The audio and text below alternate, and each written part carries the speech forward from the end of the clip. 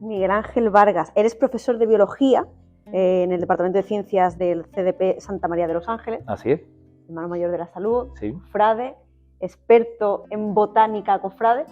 Y vamos a hablar un poco sobre ello, vamos a ir de lo general a lo más concreto. Muy bien. Estamos en la expiración, vamos a hablar de la expiración, pero ¿qué papel juega la botánica en el mundo cofrade? ¿Qué podemos aprender de las plantas y de las flores en el entorno cofrade? Por hacer un poco de historia, así para responderte, podríamos decir que la flor comienza como exorno, como adorno, ¿no? Continúa siendo adorno, lo que pasa que esos adornos que en determinados momentos de nuestra historia, por ejemplo, después de la Guerra Civil aquí en Málaga, ¿no? Los famosos tronos de flores, pues como no había medios, la propia flor era la que le daba forma al trono, como mero adorno para que se acompañara a la cera y acompañara a la imagen, hasta verdaderas obras de arte florales y además con un trasfondo simbólico, ¿no? Que todavía se redondea mucho más. No solamente la orfebrería o la madera tallada que pueda llevar el trono pueden llevar elementos catequéticos, sino que también las flores y plantas que colocamos en los tronos tienen elementos simbólicos cristianos y católicos muy importantes.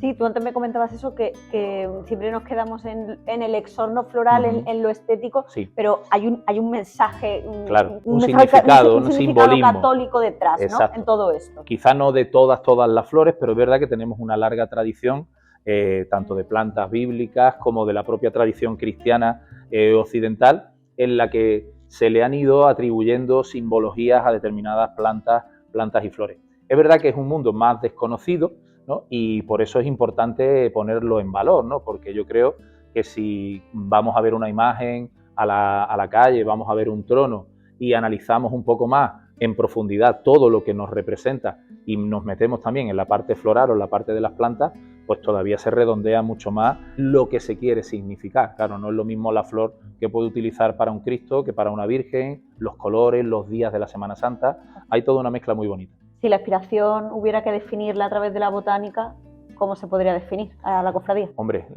desde los años 50 para acá, del siglo pasado, la expiración es la bugambilla, está claro, ¿no? Es verdad que la Virgen pues también ha sido sornada durante muchos años con claveles, ¿no? Lo que ha ocurrido con otras muchas, pero la bugambilla es la distinción de esta hermandad. ¿Qué significado tiene la bugambilla? Pues mira, la bugambilla tiene una historia muy curiosa, la estuvimos investigando hace unos años. La bugambilla tiene varios nombres vulgares, bugambilla se le conoce aquí en España, pero en Sudamérica se le conoce como trinitaria.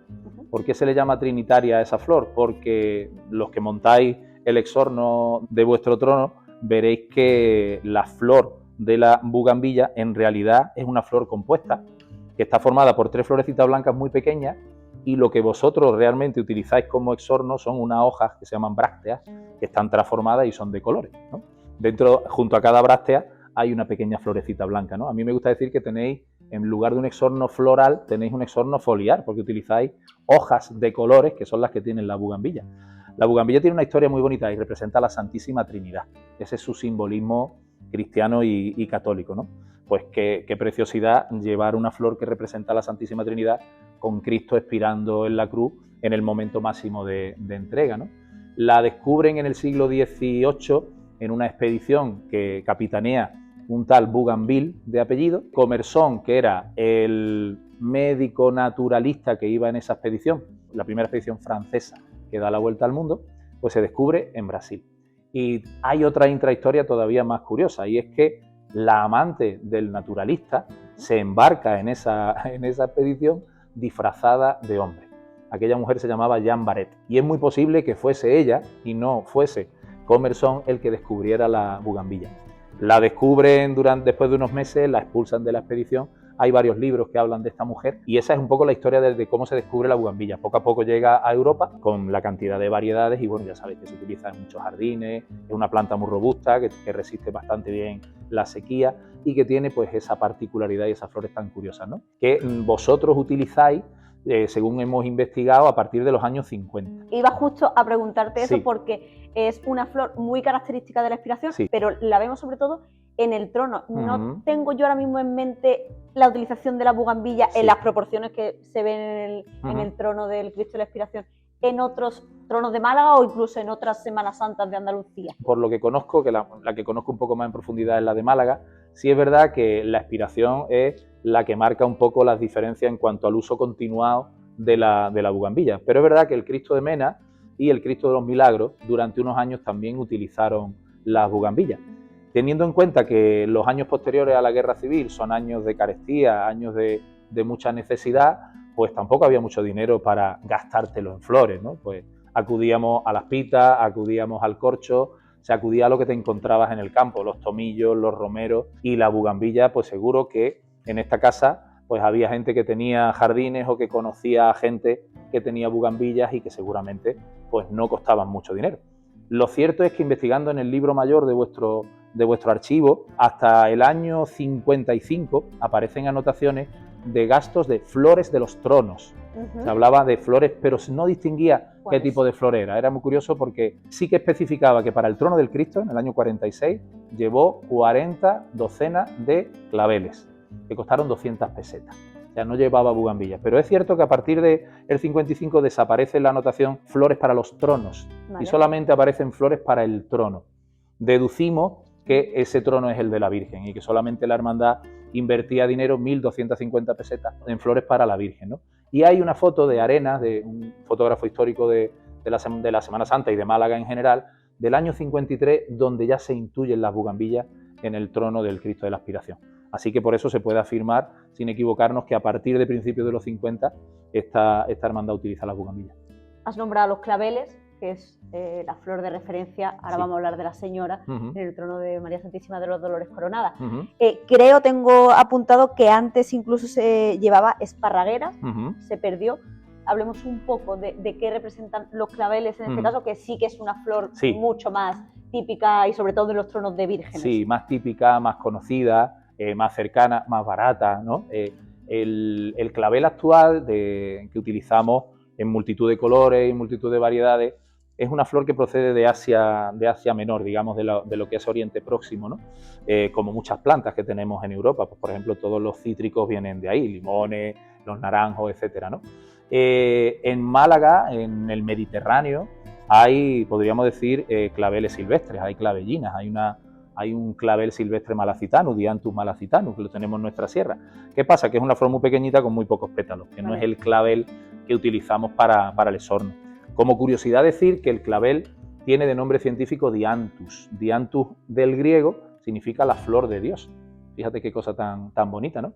Además, por su forma, la palabra española clavel hace alusión a dos cosas: a algunas variedades que te recuerdan el olor al clavo, a la especia que utilizamos para las comidas, y evidentemente a la forma de clavo, que también hace alusión a uno de los elementos de la pasión con la que se crucifica al Señor, ¿no? Todas esas connotaciones tiene, ¿no? En este caso, el clavel blanco, pues más utilizado, un clavel rosa en esos tonos, hace más alusión a esa pureza de la Virgen María. En la historia del arte hay también muchas referencias al clavel. Hay la Virgen del Clavel, le está ofreciendo un clavel al niño. Hay la Virgen del Clavel de Leonardo da Vinci, de Durero, de muchos artistas del Renacimiento sobre todo, ¿no?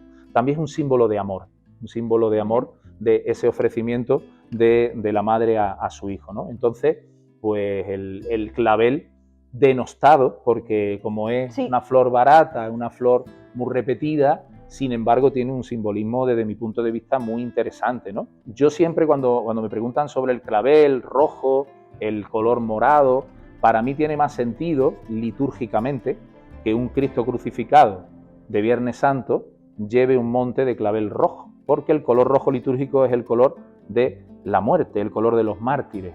El morado es un color pasionista, un color de la pasión de Cristo, pero no es el de la muerte. Y curiosamente es bastante difícil encontrar un trono de Cristo en el que tú veas un trono de Cristo muerto con un monte de color rojo. Casi siempre es morado, efectivamente, ¿no? Pero bueno, eso también es un poco la propia tradición de los cofrades, ¿no? Los cofrades vamos inventando nuestras propias normas, ¿no? Yo te iba a preguntar, ¿hay modas en la botánica cofrade? Es decir, ¿se pone algo de moda y se da? ¿Nos pasa en Málaga actualmente? ¿Hay alguna moda? Actualmente, sobre todo, se están incorporando muchas flores exóticas que no vienen evidentemente de nuestro entorno mediterráneo, pues te podría decir orquídeas, ¿no? En los años 80, en los años 90, pues se pusieron muy de moda los gladiolos, ¿no? Las varas de gladiolo con las que salía la Virgen de la Salud cuando no estábamos agrupados, y recuerdo una salida, bueno, la salida en la que vuestra Virgen de los Dolores sale de esta casa para ir a la catedral a coronarse, con unas andas, con unas esquinas gigantescas de gladiolo blanco, que además se lo montan Hermanos de la Salud, curiosamente, ¿no? En aquella época estaba bastante de moda. ¿Qué pasa? El gladiolo es una flor blanca, varas largas, ocupan mucho volumen, y entonces pues en aquella época se veía bastante gladiolo.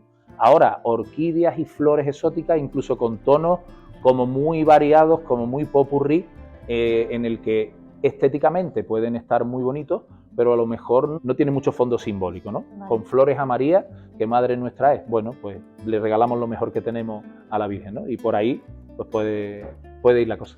La última, a ver si te mojas un poco. Venga. Los equipos de albacería os deberían consultar un poco más a la hora de montar ya no solo los tronos, sino los cultos. ¿Veis cosas que dices, esto no tiene ni pie ni cabeza, o casi todos siguen una línea? Bueno, yo, salvo esto que te he comentado de algunos tronos en los que se intenta innovar en cuanto al exorno y en cuanto al paisajismo, hay tronos en los que también se está intentando reproducir ese monte mediterráneo, pero ya con un poco más de gusto y un poco más de delicadeza, no colocar 4 cosas, ¿no? Y con relación a lo que dices de los cultos, hombre, yo cuanto más formados estén las albacerías y las personas que se encargan del culto, mucho mejor. No tengo nada que reprochar porque verdaderamente en cuanto a cultos también ha mejorado la cosa de unos años para acá de una forma espectacular, cómo se cuida, ¿no? Cómo se cuida el culto. Son los 2 momentos más importantes de culto interno, me refiero, ¿no? Hacemos culto externo y hacemos culto interno. Es un poco, son uno de nuestros grandes objetivos, ¿no? De los cofrades, ¿no? Cuanta más formación tengas, más puedes ofrecer y más significado puede tener en un momento dado que coloques un determinado elemento botánico, en este caso, ¿no? Pues como ocurre con el trono de la Virgen de los Dolores del Puente, que a Jesús Castellano se le ocurrió de poner esa azucena entre cardos que va siempre a los pies de la Virgen, ¿no? Y que mucha gente le pasa desapercibida, pero en cuanto lo lees y conoces, vas buscando esa azucena entre cardos que es la Virgen María, ¿no? Y con todo ese simbolismo tan bonito que tiene. Cada vez la cosa se hace mejor, y cuanta más formación tenga, mejor haremos las cosas y más disfrutaremos de lo que nos ofrece. Pues muchísimas gracias por todo lo que hemos aprendido muchísimo. Pues nada, un placer. Gracias a vosotros.